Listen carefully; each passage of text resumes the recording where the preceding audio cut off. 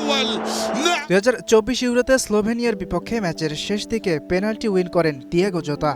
সেই penalty miss করে কান্নায় ভেঙে পড়েন রোনালদো। তখন জোতার দুই হাত সান্ত্বনা দেয় CR7কে।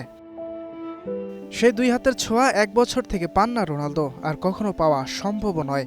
কে জানে, বিশ্বকাপের নকআউটে যখন প্রথম গোল পেলেন রোনালদো, তখন তার মন হয়তো চেয়েছিল, ইস, যদি একটাবার জোতাকে জড়িয়ে ধরতে পারতাম। রোনালদোর জীবনের অন্যতম সেরা একটা দিন। নকআউটে যখন পিছিয়ে পর্তুগাল, তখন পেনাল্টি হাজির রোনালদোর সামনে। নকআউট পর্বে প্রথম গোলের সুযোগ। রোনালদোর মুখ থেকে দুবার বের হলো বিসমিল্লাহ। রোনালদোর সেই গোলের পর ঘুরে দাঁড়িয়ে ম্যাচ জেতে পর্তুগাল। জয়ের পর মুখে হাসির চেয়ে কান্নাটাই বেশি ছিল রোনালদোর। বারবার যে মনে পড়ছিল দিয়েগো জোতাকেই। এমন দিনে প্রিয় বন্ধুটাও তো থাকতে পারতেন মাঠে। ইয়াসির আরাফাত সবুজ, স্টার প্লে।